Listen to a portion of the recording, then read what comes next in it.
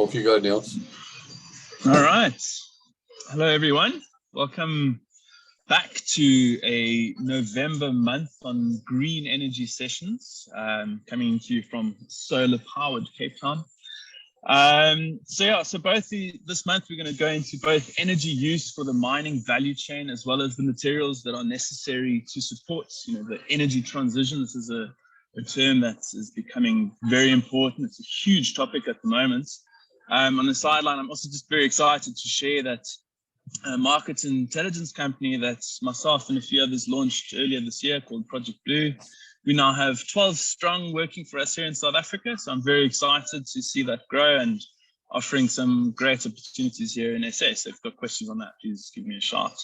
But today we are going into part 2 of clean energy options for South Africa. And to complete his insights onto this group, we've got Clyde joining us again. Clyde, thank you for joining us. Quick introduction. So Clyde is a geologist by profession with more than 45 years experience in the resources sector.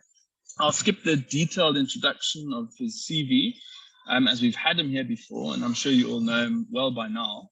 But importantly, he's associated with all of the institutes in South Africa that cover geology, energy, and energy storage, right? And these are really key topics related to energy transition. And I'm sure, Clyde, you'll become more and more busy, potentially, unfortunately, but keep you on your toes, being involved with all these groups related to energy transition.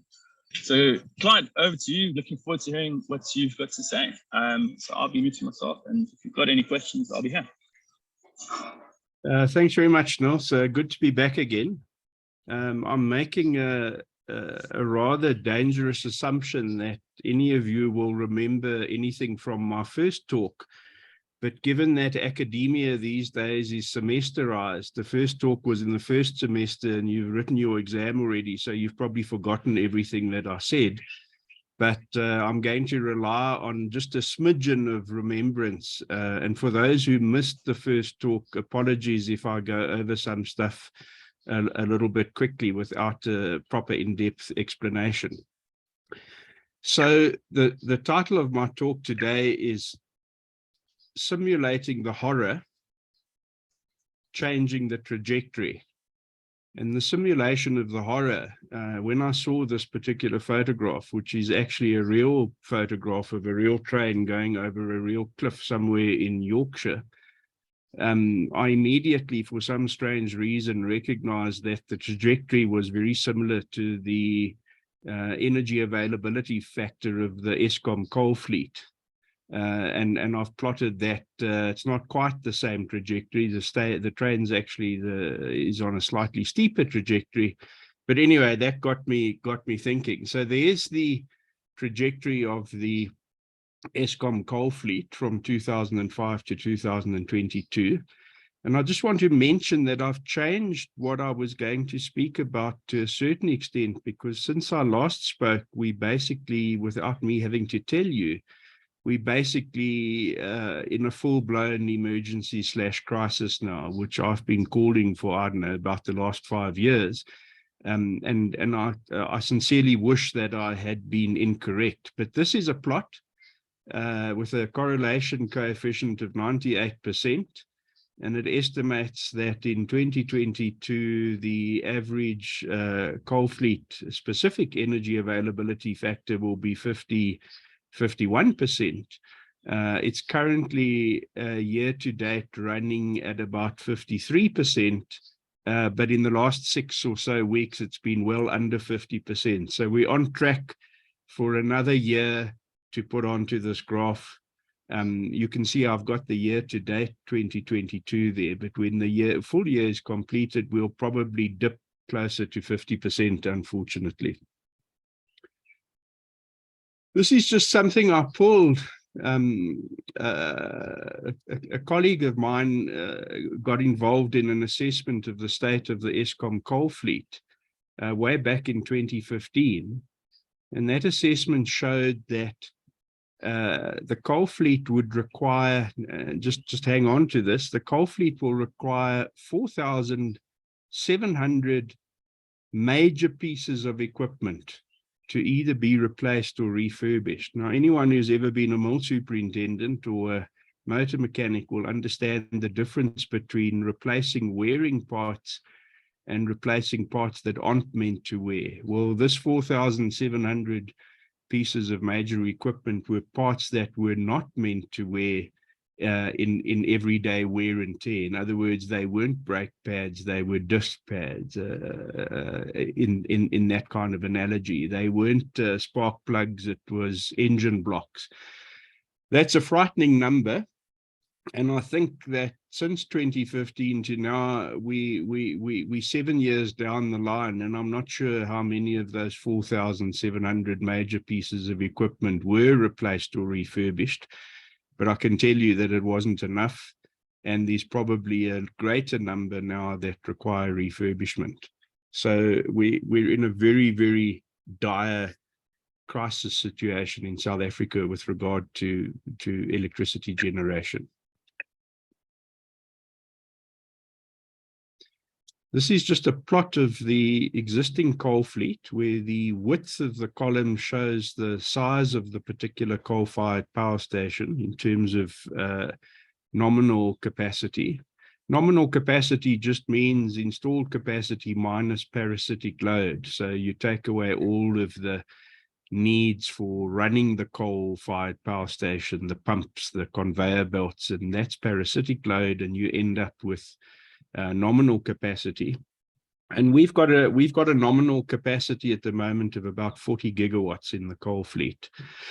But I've ranked them from highest to lowest energy availability. And energy availability is a very simple term. It just says if it's not in for planned maintenance or it's not broken, then it's available. But it doesn't necessarily mean that it's used. And you can see from this graph that there's some members of the fleet, Tutuka in particular, which is running at under 30%. So it means that it's unavailable for 72% or something of the time.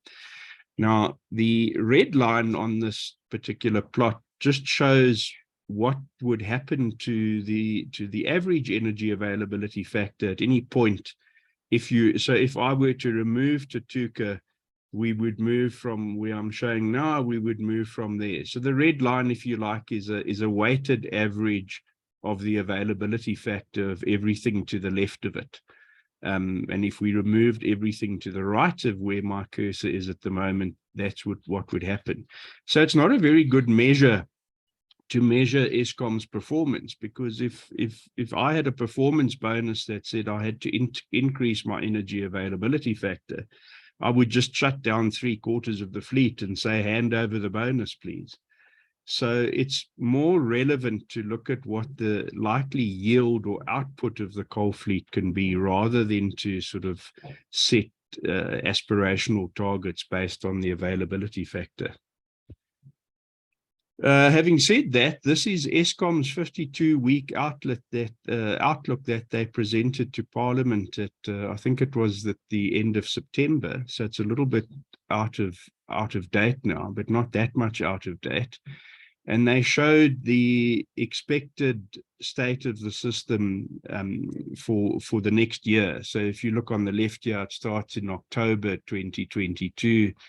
Indicating that it was published at the end of September, and it ends up at October 2023, the beginning of October.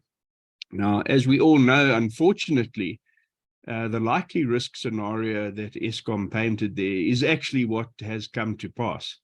So they were spot on in calling that the likely risk scenario, and in fact, it's been marginally worse than what the likely risk scenario was. And if you look at the graph or this plot for the next 12 months, it paints a very bleak picture. This is just a plot showing the energy availability factor on a week-by-week basis. Is this black line. That's the energy availability factor of the coal fleet. It's meant to go up in the winter months, when we generally have higher demand, and it's meant to drop in the summer months when more maintenance is being done. But you can see in the last 6 weeks or so, there's been a precipitous decline in the energy availability factor. The red line is the energy utilization factor. That says, given that something's available, how much is it utilized?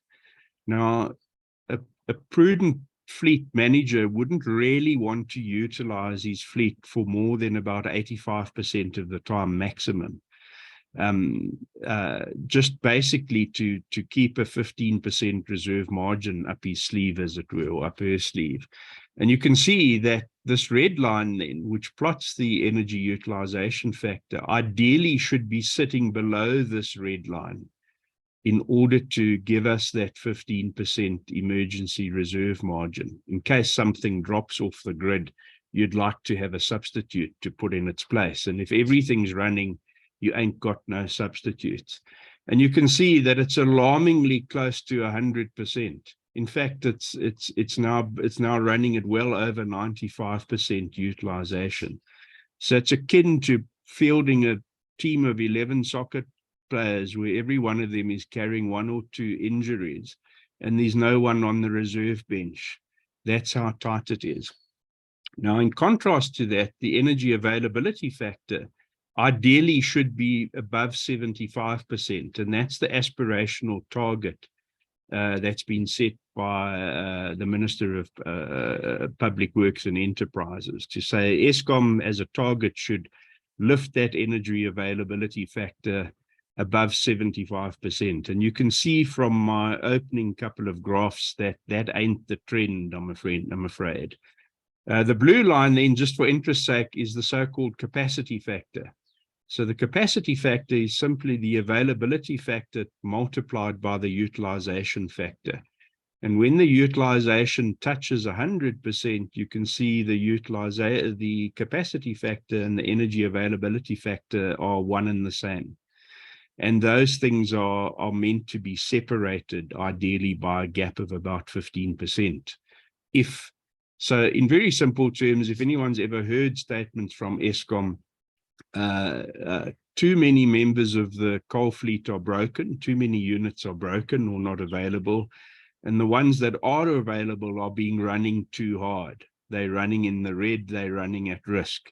And this graph basically paints that. Just for interest's sake, I've superimposed a weekly moving average of load shedding. And you can see whenever the capacity factor goes into a dip, we have load shedding. So when the blue line has a dip there, load shedding, load shedding, load shedding, load shedding. And the gray line doesn't reflect the full extent of the level of load shedding because it's a weekly moving average. So in a week, if we had a couple of occasions of stage 6, the average over the week would be lower than that. But the scary thing is we've had weeks where the average for the whole week has been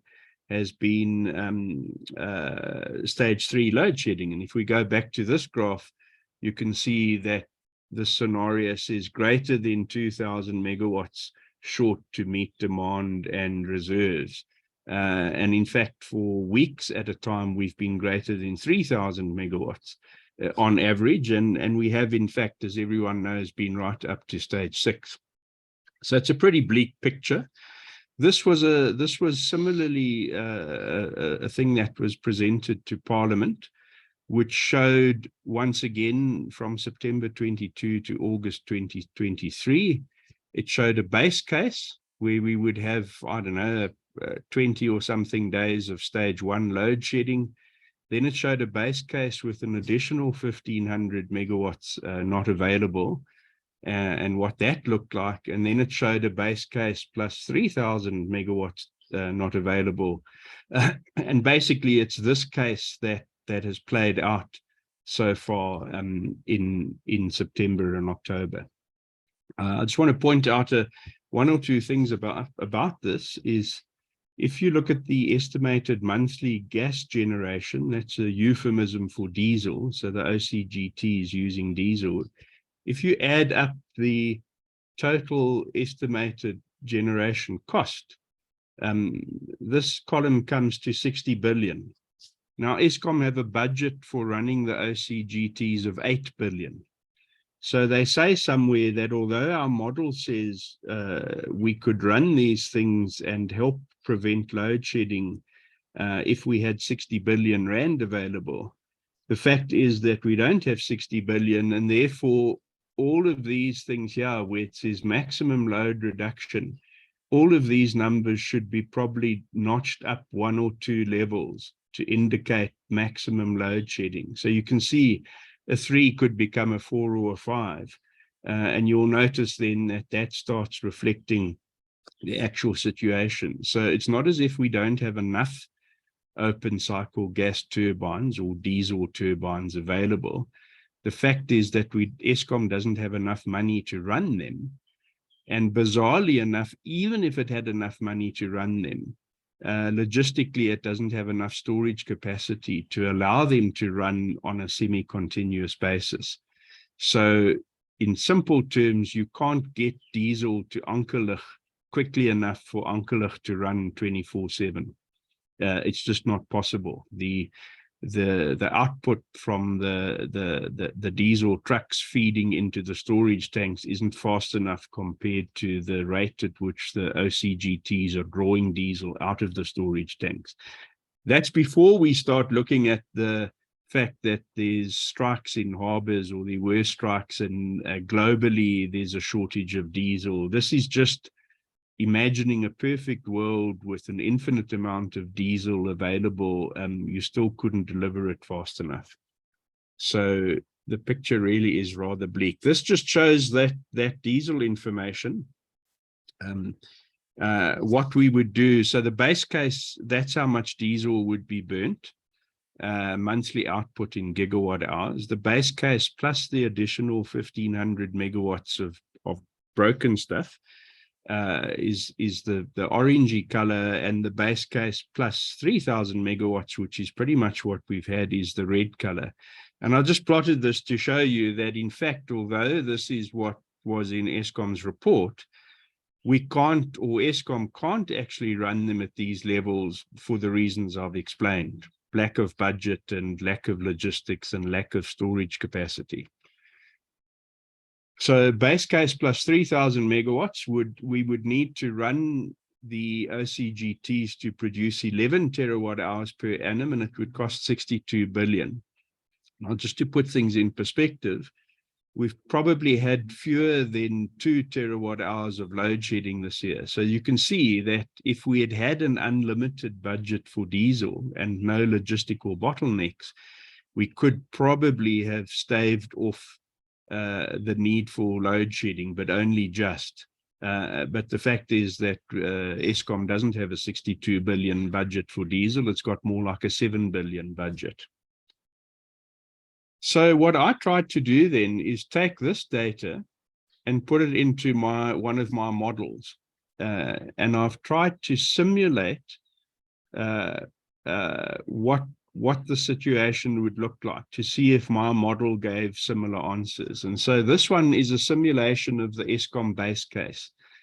So it's assuming the best case scenario, and my model says with the Eskom base case, we'll have 187 hours of load shedding in the next 12 months. And I used my model from September 2022. It runs through to the end of the year and then starts January 2023. And I've plotted it in the somewhat strange fashion because that corresponds exactly to the presentation Eskom gave to the Parliamentary Portfolio Committee on Energy. Right, so that was the base case, and it seemed to gel quite nicely. 187 hours, that's kind of like maybe 10, 15 days. That worked quite well. If we just quickly dial back to this number, you'll see 12, 13, 15, it kind of worked. So I was happy with that. And then I said, right, I'm going to simulate this. I'm now going to reduce the availability factor of the coal fleet. And I'm treating availability factor and capacity factor almost as if they're equal because of that very high utilization factor. So the next picture I drew is, what does load shedding look like if we had the base case plus an extra 1,500 megawatt broken? And that's what it looks like. And you can see the load shedding starts reflecting on I've just got an arbitrary week in June. And these white patches here are indicating load shedding. The red is Koeberg, the black is coal, the dark blue is Cahora Bassa, the light blue is wind, the yellow is solar, the green is coming out of our pump storage facilities, and the mustardy color is going into pump storage.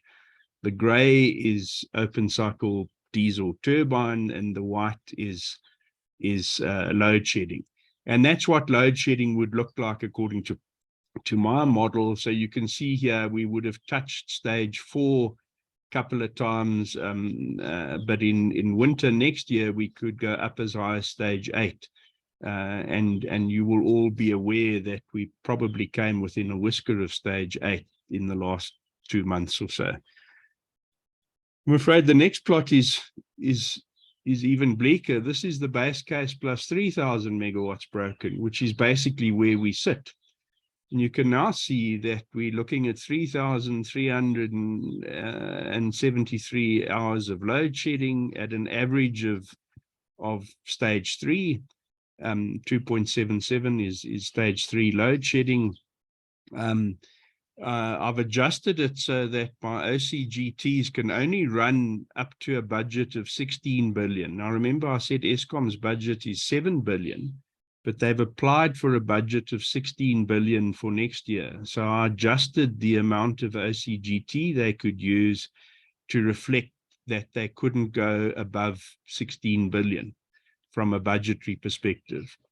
And that's what it looks like. And you can see this is pretty much where we're sitting at the moment. I realize it's not June, but we're having load shedding pretty much at peak times at the moment, but not that long ago it was 24/7. Now, just something quite interesting, and any of those who have followed some of the work I've done would be familiar with this. At the moment, I've got Koeberg sitting at a 45% capacity factor. That's not true for right at the moment, because right at the moment both units are running, but they intend taking unit 1 offline in December for the refurbishment. So I've used 45 in my model to estimate what it would look like if half of Koeberg isn't available for the next year, more or less. And I know we're not quite in December yet, but we're damn close. It's just interesting.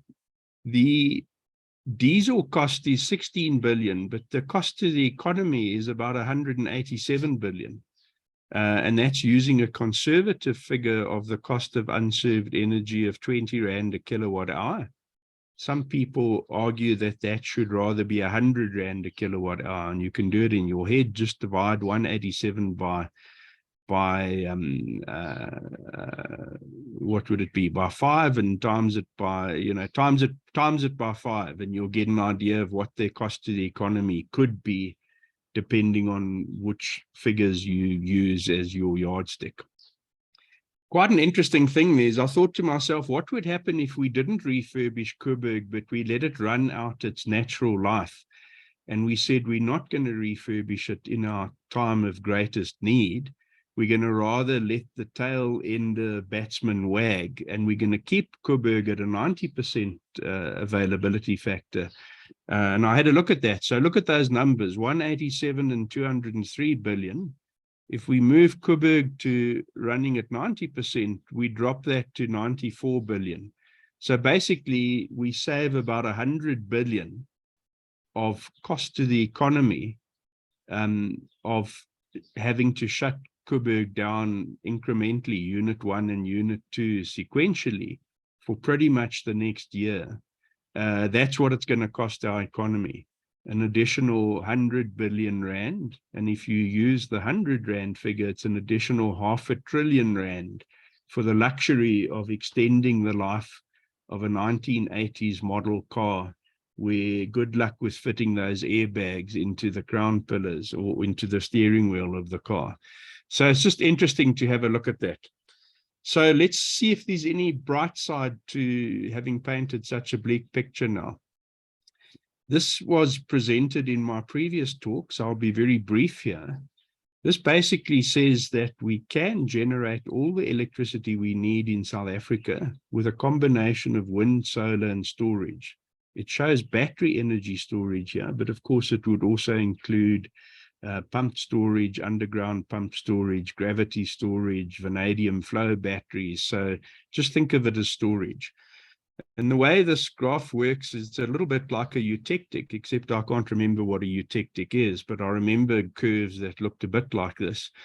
It says if we put in just enough wind and solar for all our needs, we're going to have humongous batteries, almost an infinite-sized battery, to be able to carry surpluses from summer around for use in winter. And we can do it, but it's going to cost a large amount of money. This y-axis shows the system cost. And it's actually cheaper if we build more wind and solar than we need. We can reduce the size of the battery.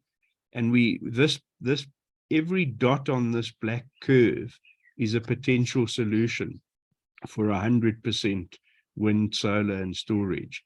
And of course, there's a dot right there somewhere, which is the point on the eutectic curve, if you like, or the sweet spot, where we can get 100% secure system with the lowest potential capital cost.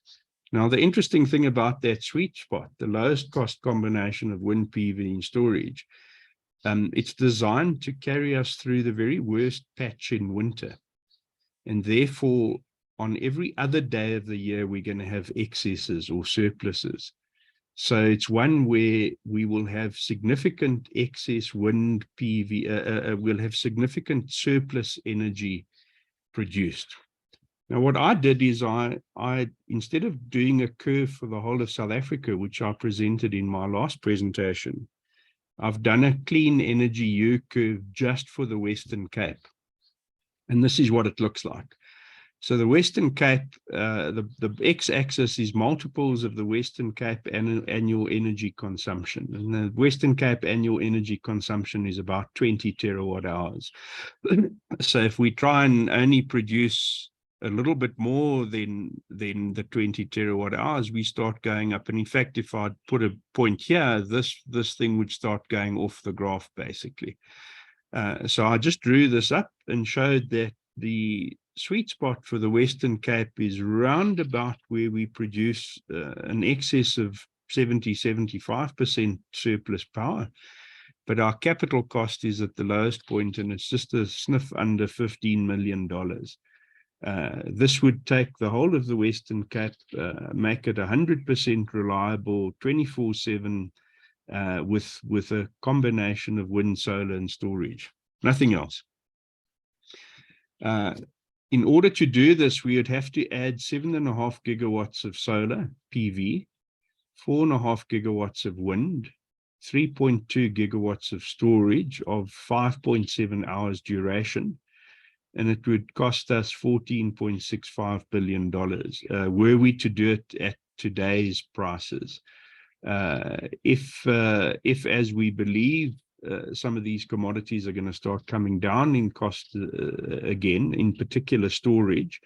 If we stalled this for 5 years, it would cost significantly less than $14 billion. But we don't want to stall it for 5 years because we're sitting in a crisis, a shortage crisis.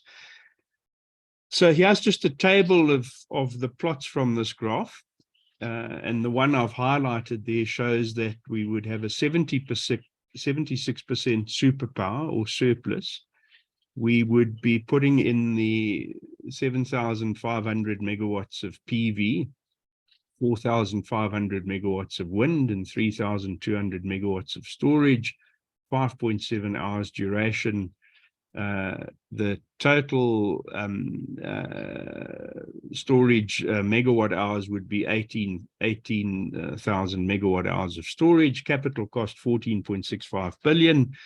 The cost of electricity would be more or less 95 cents a kilowatt hour. The full cost there of electricity would be R1.67 if we couldn't sell that surplus.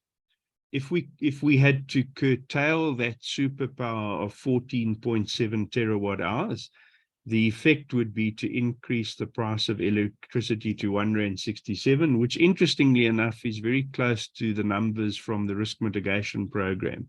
for things like the Skatek project and others that operate it. But I don't know if any of you can see that we wouldn't have to curtail that 14.7 terawatt hours of electricity being generated in the Western Cape, because guess what? The rest of South Africa is predicted by Eskom to be short of 15 terawatt hours in 2025. And so there would be a ready and highly accommodating market for this surplus. So instead of doing it for the whole of South Africa, where people would say, yeah, but what are you going to do with that superpower? You know, who says we're going to have electric vehicles, or who says we're going to desalinate seawater, or who says we're going to have green steel, or who says we're going to produce green hydrogen? I'll say, okay, I'll take away all of those who says we're going to do what, and say, do you think the rest of South Africa would be quite keen to get a load of 15 terawatt hours of superpower emanating from the Western Cape? Yes or no? And I think the answer is pretty clear. So this is what the system would look like for the Western Cape. So that's a Western Cape load profile. You can see it's a bit overkill on wind and solar. Specifically, it's done so that there's absolutely zero load shedding, and we've got that 75 or 76%, whatever it is, of surplus. You'll see more or less slightly more solar produced than wind in the pie chart there, and a considerable underutilization of the storage. But the storage is necessary there to ensure the capacity requirement in instances like this one, where there's low wind at night, and instances like this one. Basically, the storage has to be of a size to meet the maximum demand that might pertain to the Western Cape. Last night I was looking at my Twitter, and I saw there's a thread from a chap called David Osmond at Wind Labs in Canberra. I think Seriti Resources have just bought Wind Labs, if I remember correctly. But anyway, he's been running a simulation for Australia using 100% renewable. And what he does is he looks at the last week in Australia, the actual data, and then says, how would a combination of wind, solar, and storage have fared in that last week? And this particular last week, he had 100% renewable energy. He's got 24 gigawatts of 5-hour storage. I think I had 5.7-hour storage for the Western Cape, but mine was a bit of overkill. And you can see that his graph looks very similar to mine, except someone needs to explain to him that he's using the wrong colors. Red fits much better with nuclear than it does with emanating from storage. So there's my kind of graph. There's his graph for Australia. And the plot at the bottom is quite interesting. It shows the state of charge of the battery system. In the last 63 weeks, he's been able to show that this particular system would have supplied, let's call it 99% of Australia. And it's not all of Australia. It's basically the part on the eastern grid. So it excludes Perth and Western Australia. So it's Queensland, Victoria, New South Wales, and South Australia. I'm not sure whether North Australia uses electricity yet. I think it's got there, but it might still be kangaroo fat grease for candles. I'm not entirely sure. Okay, so just to remind you then, if the Western Cape did what I'm suggesting, put in 7.5 gigawatts of PV, 4.5 gigawatts of wind, 3.2 gigawatts of storage. And I need to add that this quantum needn't necessarily all be built in the Western Cape. It just needs to be anchored by PPAs from the Western Cape, using the Western Cape's creditworthiness to anchor PPAs. But it could easily all be built physically in the Western Cape. And there's easily that number of sites available that are shovel ready. And there probably also wouldn't be grid evacuation constraints, because it would be feeding into itself, as it were, and you'd be using the evacuation capacity to send that surplus back to Gauteng or wherever else. So this just reminds you of what the situation looks like. if we chose not to refurbish Coburg, you'll see this little 45 here. 45% is going to go to 90, just to remind you what that would look like. And I'm now going to add what we've put in the Western Cape to the whole country. So I'm going to add 7.5 gigs of solar, 4.5 gigs of wind, and 3.2 gigs of storage, and have a look what happens. Boom, load shedding for the whole country's disappeared. So the Western Cape, by making itself 100% green, will not only be helping itself, it'll actually be throwing a lifeline to the rest of the country, because we literally get rid of load shedding for the whole country if we add. And now obviously this is making the incorrect assumption that the Eskom coal fleet will behave at least as badly as it has behaved of late, but not significantly more, not significantly worse. And of course, it will behave significantly worse. So we need to do what I'm indicating here, not just in the Western Cape, but the Western Cape could take a lead here in doing this because of its creditworthiness of its municipalities.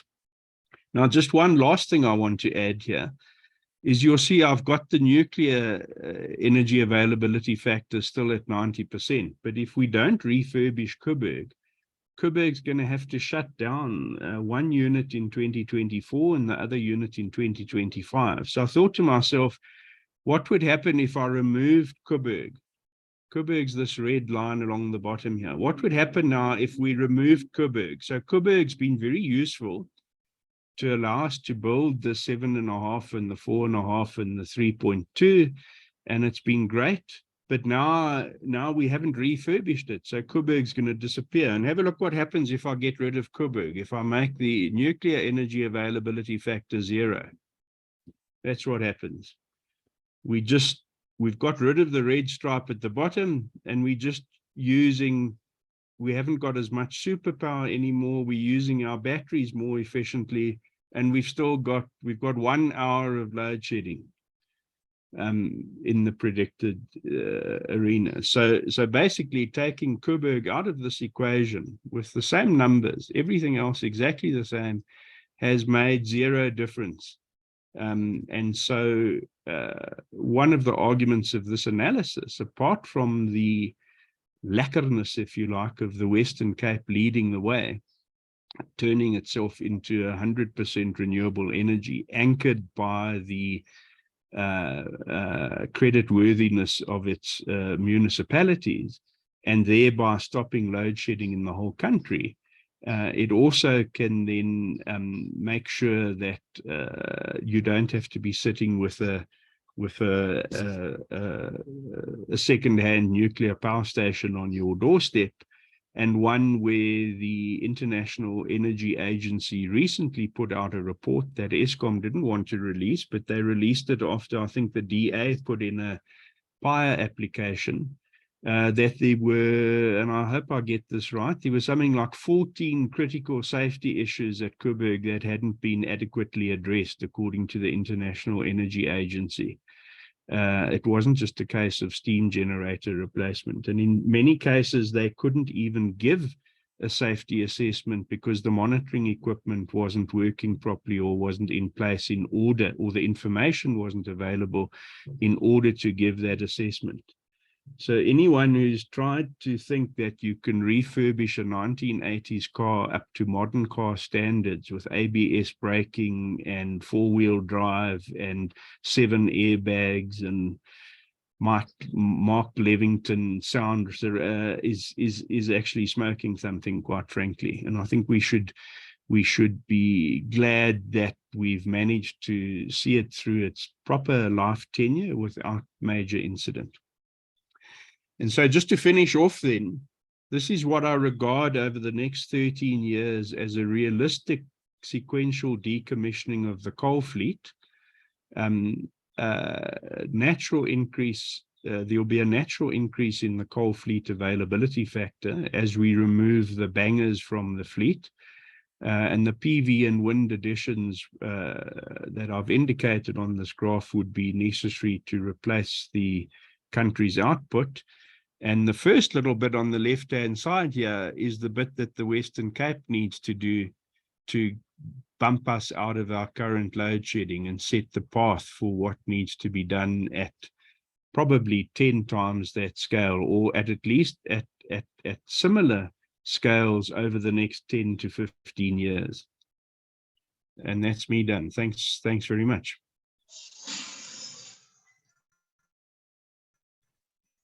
Sure. Thank you, Clyde. That was, I mean, yeah, like you said, there are lots of conversations in here talking about, you know, the bleakness of the outlook, and I've got many questions that I'd like to run through here, but maybe open up to the floor. If anyone has any questions for Clyde, then, you know, please raise your hand or unmute yourself and ask. Yeah, I'm sure there's lots of questions floating around. Adrian, I see you've unmuted yourself. Yeah, thanks. Clyde, I've got $14 billion. I come from the United Nations and I want to get rid of coal. I come along and give it to the governor of the Western Cape. How long does this take? How long would it take to put in all this solar and wind? Is this a sort of 1 year or 10-year exercise? For the numbers I've indicated for the Western Cape, if we focused our EPC building capacity in the Western Cape, and we perhaps imported a couple of Spanish, Italian, Chinese EPC crews, if that's indeed necessary, I believe that the numbers are indicated for the Western Cape, they could be installed over a 3-year period. Okay. So those numbers are indicative of what could be installed over a 3-year period. And also the quantum of solar that I've indicated needn't only be utility scale solar, it could also be rooftop and commercial and industrial solar. And just to give you an example, the French government have recently put in a law that all parking lots in France that can house more than, I think, 50 cars have to be covered in solar. It's now law. And if you do that in France, I don't know how many parking lots they've got, but I bet they haven't got as many as we have with all our big bloody shopping centers. That would be 11 gigawatts of PV just in parking lots. Not at residential homes, at places where more than 100 or more than 50 cars park.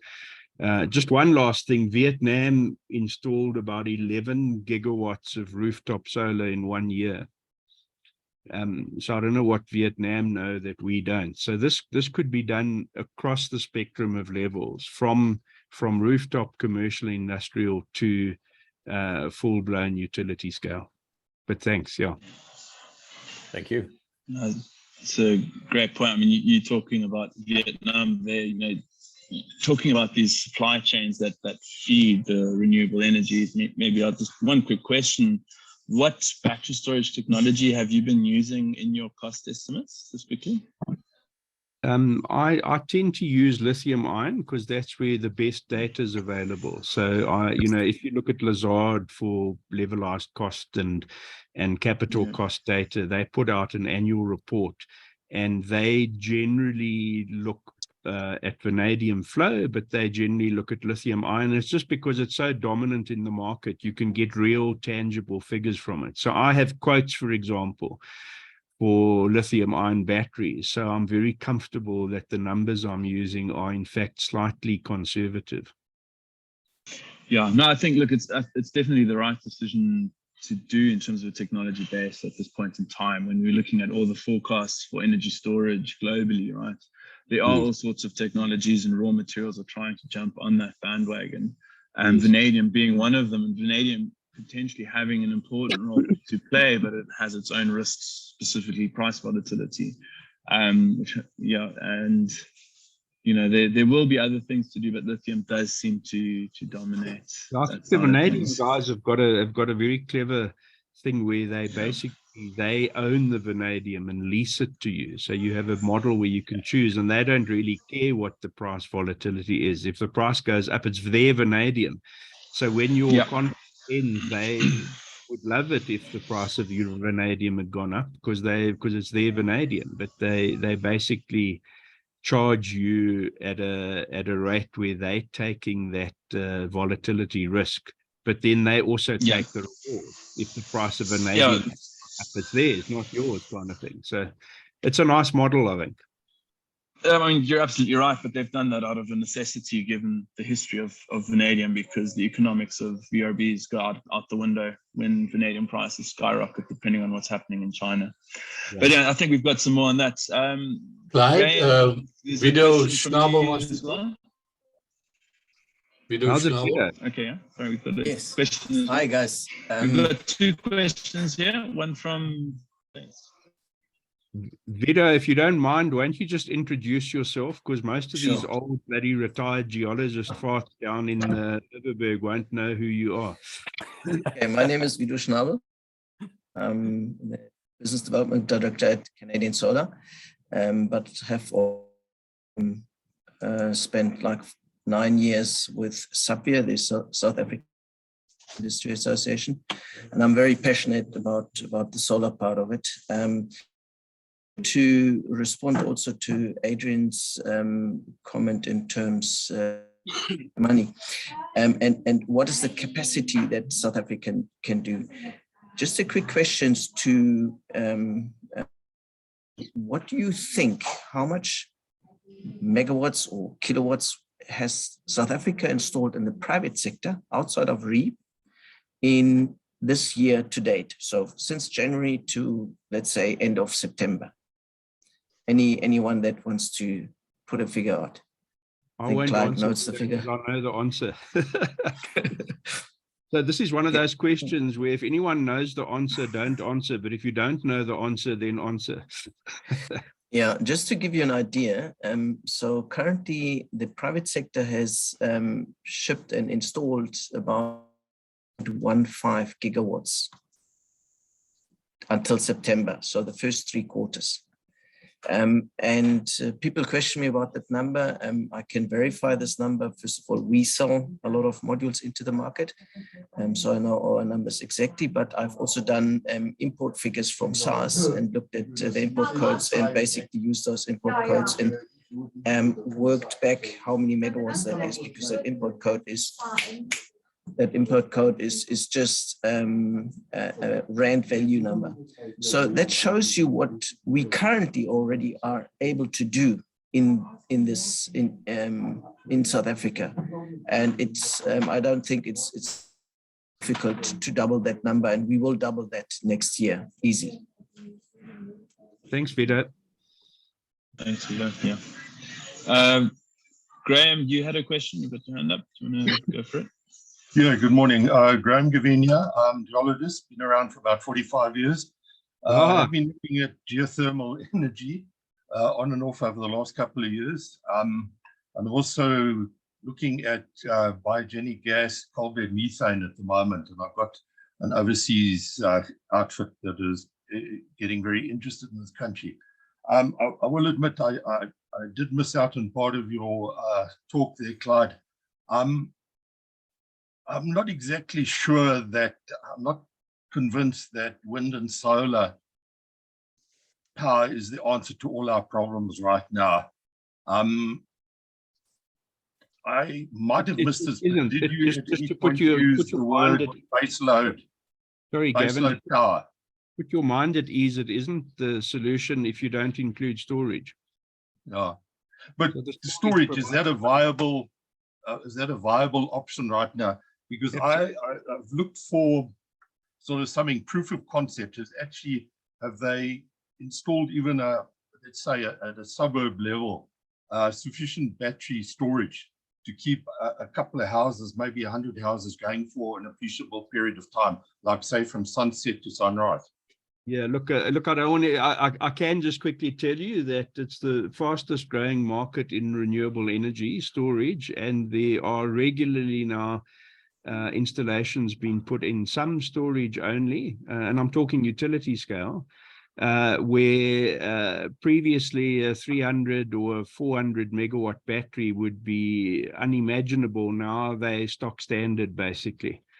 So people are able to put in solar and storage in places like California and sell electricity at something like $6 a kilowatt hour from that combination.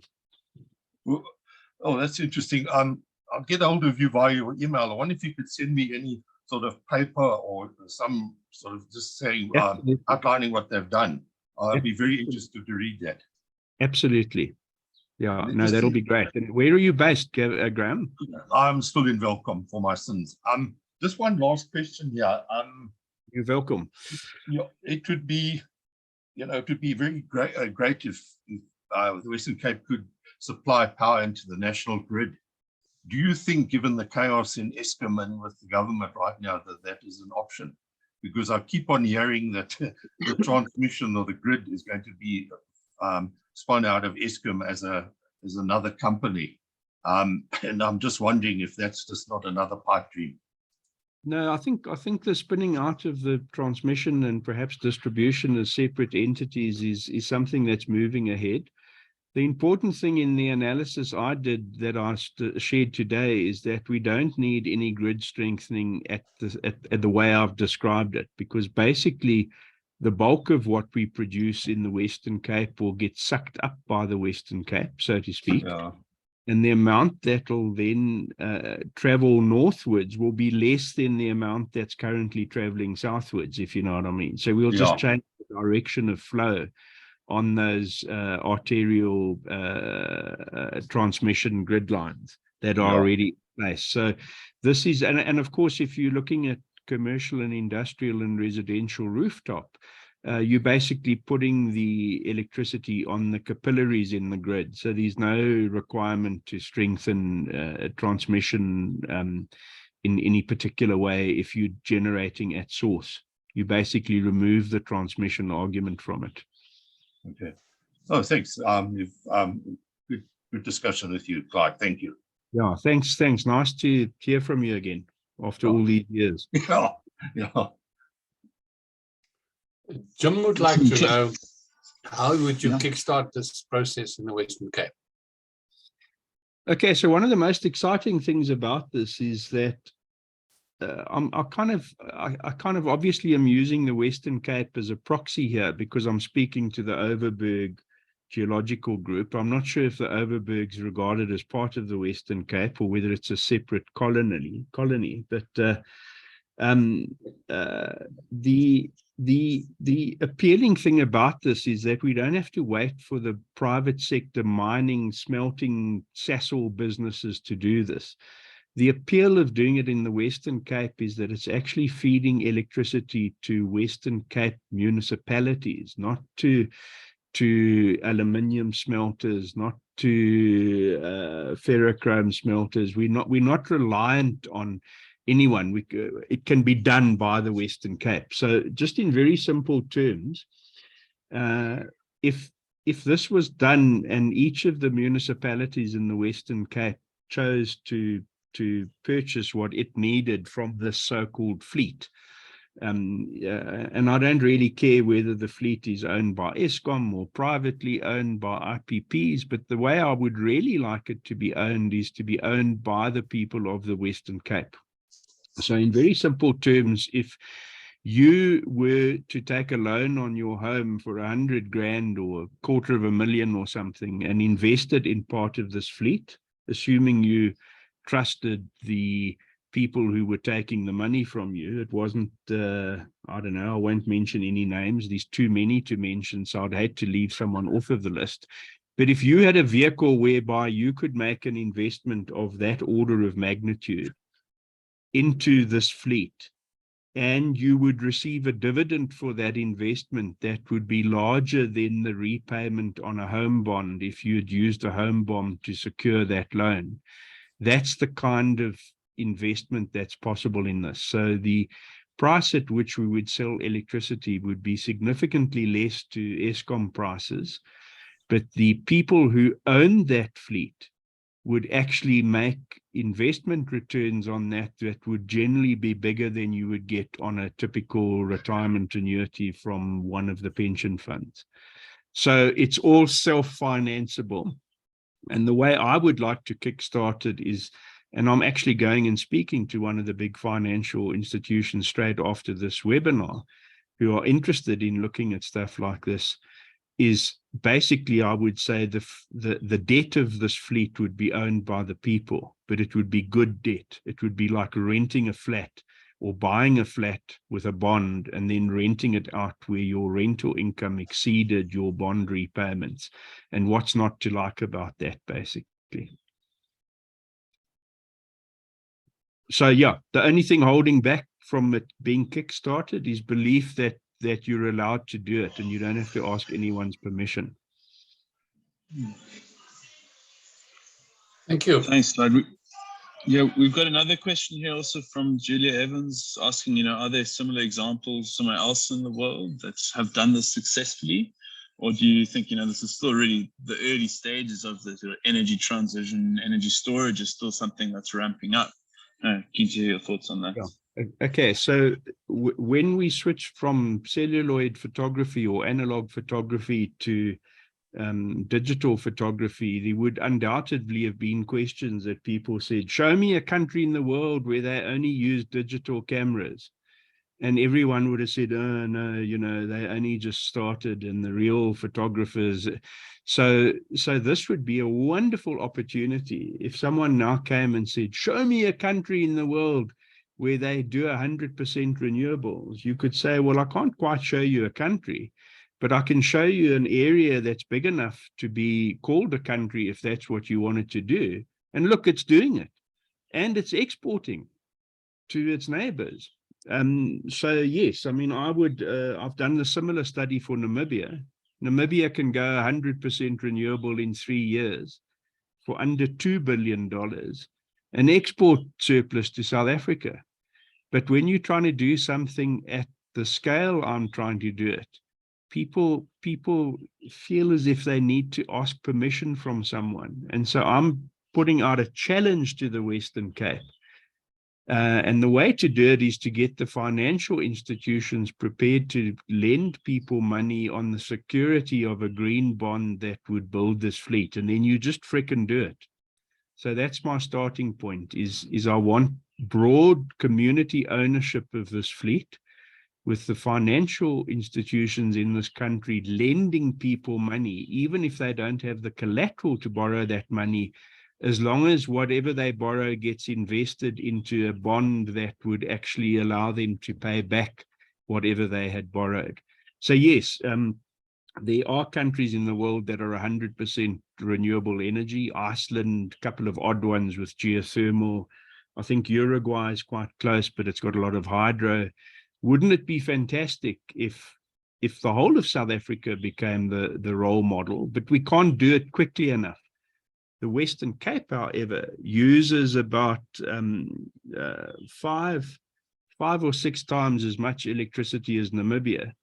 And so you could argue if the Western Cape did it, it would be equivalent to 6 Namibias being 100% renewable energy. And then if I had my way, I would set up a race between Namibia and the Western Cape.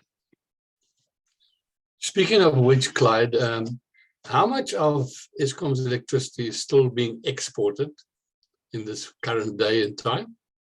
Probably slightly less than we import. So we import a huge chunk from Mozambique, from Cahora Bassa, and then we sell some of that back to the Mazal smelter in Maputo, and we sell some to Namibia and some to Botswana and some to Zimbabwe, and but the balance between imports and exports, I think at the moment we probably sell a smidgen more than we import, if that helps. But if I was the president of Namibia or Botswana now, I would be looking to export South Africa electricity to South Africa in a heartbeat, because it's just so possible at the moment. Thank you. So the big question of why we giving to our neighbors when we haven't got enough for ourselves is not quite true, because our neighbors are actually giving to us. Certainly Cahora Bassa is. Yeah, I think, the whole energy supply back and forth remains fascinating. And you just touched on this shortly, talking about the smelters and ferrochrome, aluminium, the sort of energy intensive parts of the supply chain, right? And so we've had the 100 megawatts sort of cap taken out and or moved to 100 megawatt, but we've got a lot of the major miners quite advanced stages in terms of project to build solar and other renewable energy sources on their existing properties. And so from the work I've been doing, I do see that ramp up.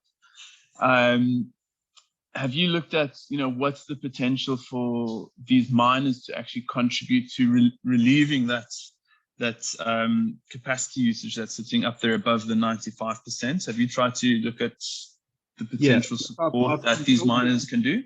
I've consulted to most of the big chaps and some of the smaller ones. The problem with the mining industry is they often driven by profit margins, and so they're more interested in the saving that can be made. Of course, now that we're in full-blown load shedding, it's a different story. I've always said we should have been calling this a crisis emergency for the last 5 years before it becomes a disaster.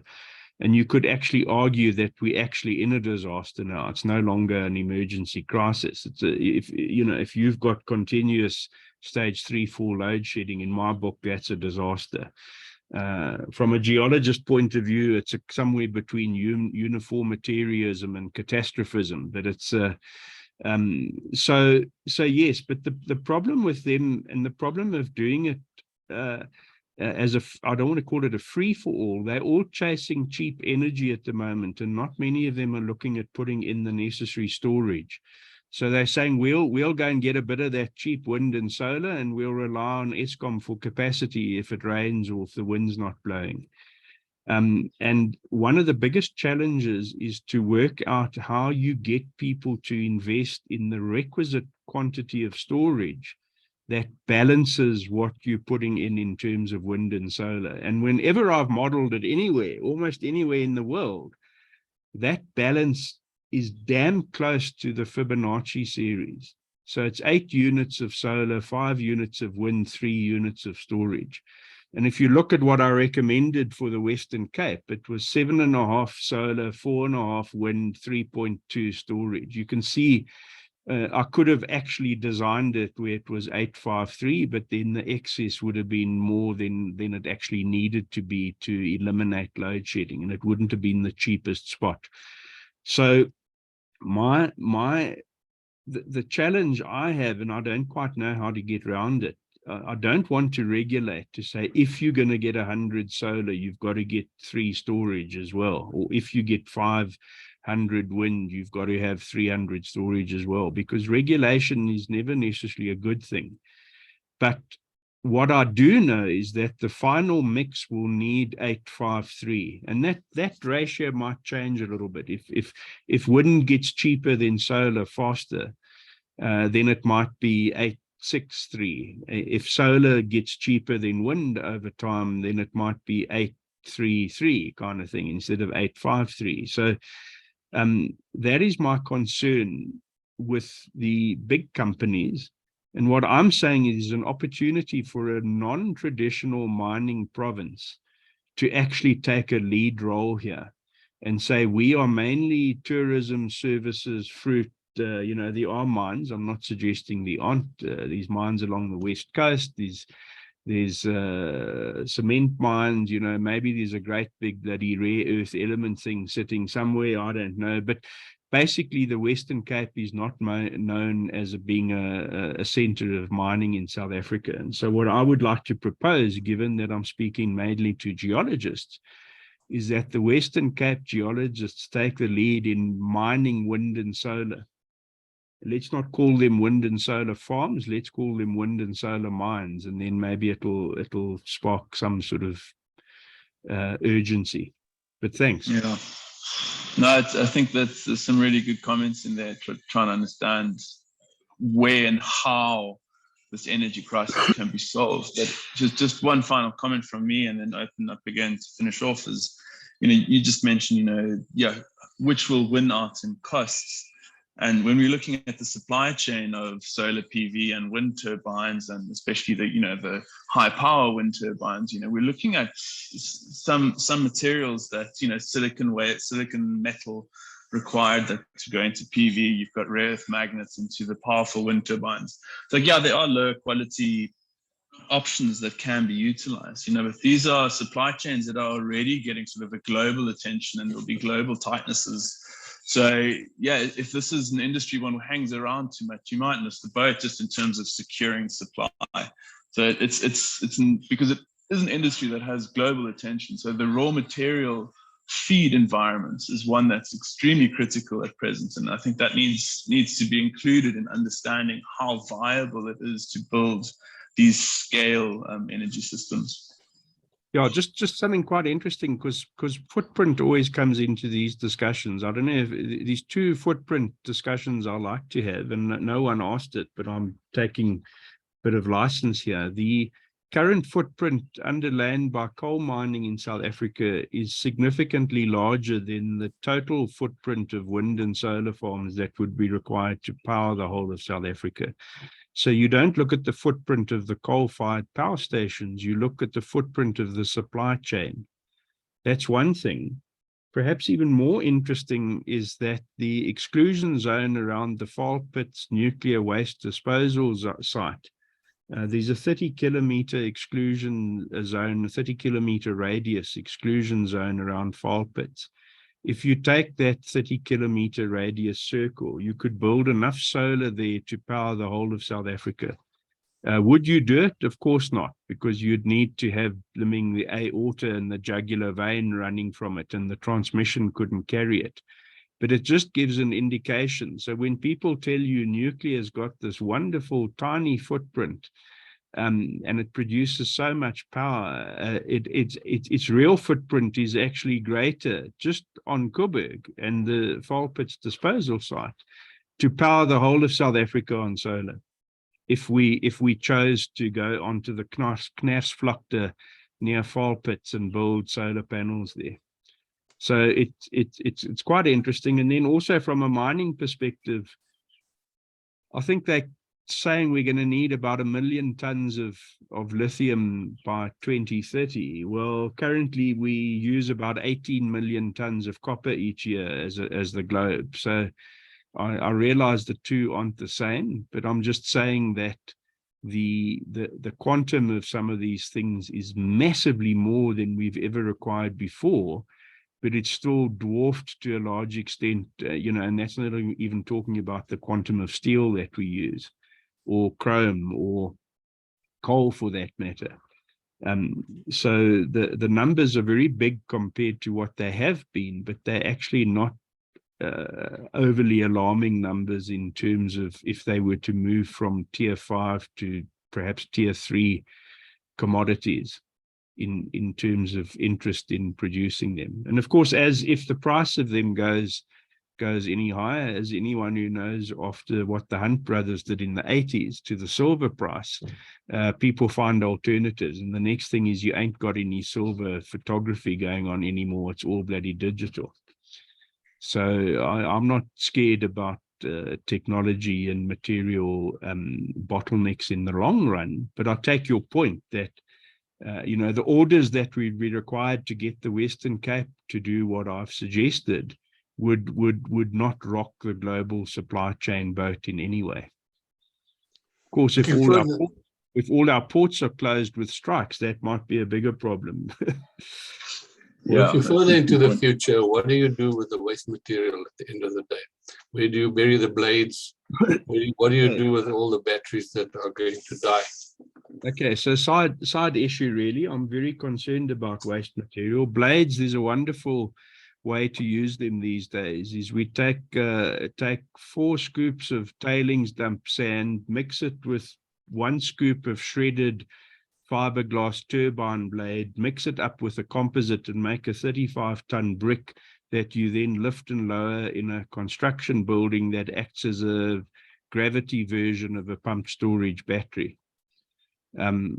So yeah, you could use them for that as an example, wind turbine blades. I see they also use them in, I think I saw it in France somewhere. They put them up as, they cut them into pieces and use them as shelters on at bus stops in cities. But given that we don't have buses in South Africa that run in cities or on time, we don't need wind turbine blades for bus stops. But yeah, they actually quasi-trivial to get rid of compared to, let's say, the overburden that gets stripped off in an open cast coal mine and gives you a nice big acid mine drainage French drain kind of thing.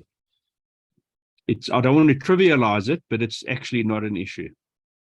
Thank you. Well, I guess you're saying the answer there is innovation, right? And we, you know, it's, well, in the case of enough innovation out there.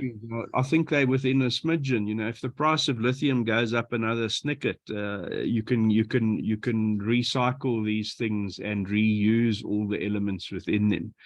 So it's a bit like copper recycling, I guess.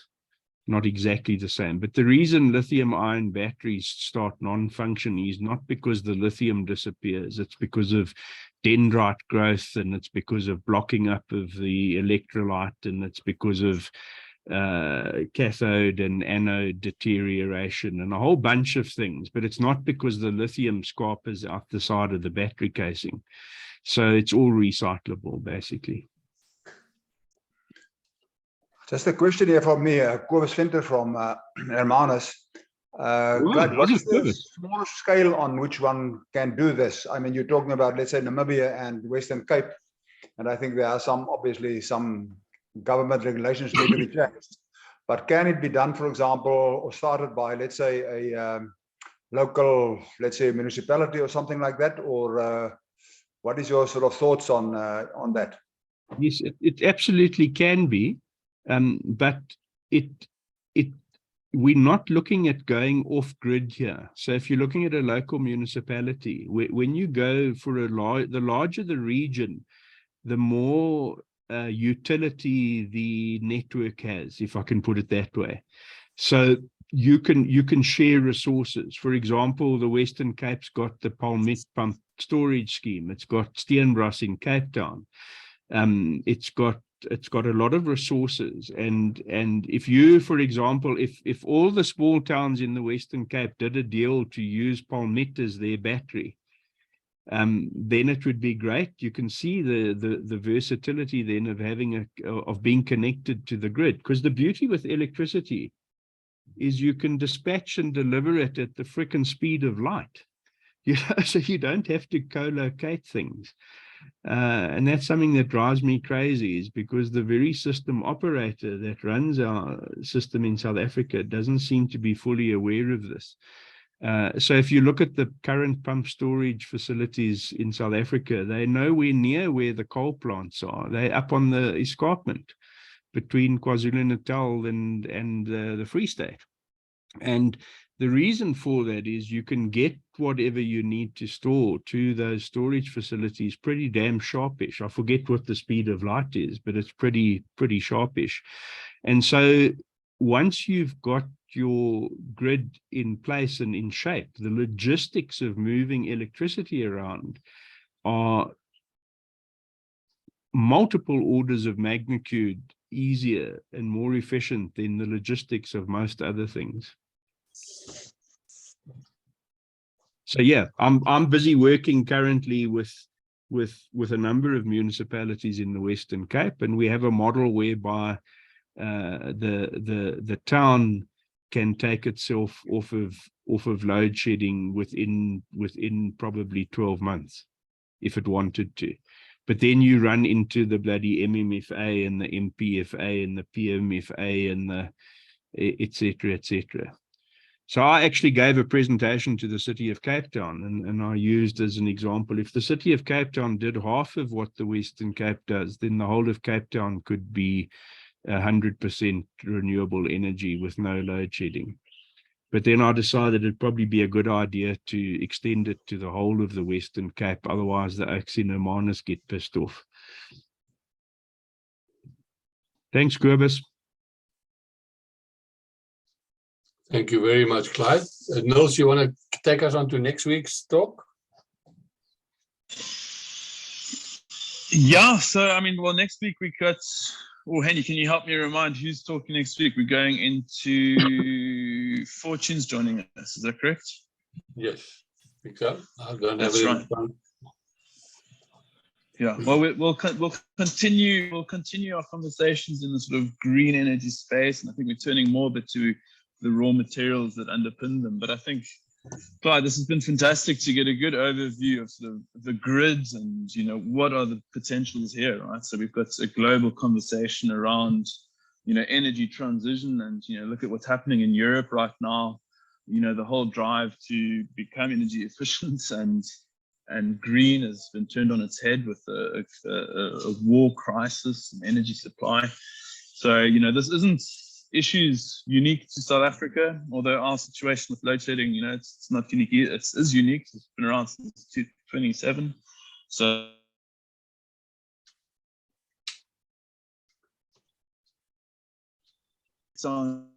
and people are listening to what you're telling them. So I look forward to. I'm afraid I'm going to have to be rude and go, because I've got a meeting with one of the big banking groups to talk about batteries in municipalities in the Western Cape, and I'd hate to miss my appointment. Fantastic. And so would we. Absolutely. Good luck and talk to them. Clyde, give them help. Thank you very much. I'm sorry to have painted such a bleak picture, but hopefully there's some hope at the end of that bleak picture. And the challenge, as I said, is to people in the Western Cape, not the government, not the towns, the people in the Western Cape. If I could put a product together through financial institutions where you were able to comfortably invest in this, that's where I want you to spread the word. Thank you. We'll do that to you. Amazing. Thank you, everybody. Thanks, Clyde. Thank Thanks, you, Clyde. everyone. That was great. Goodbye then.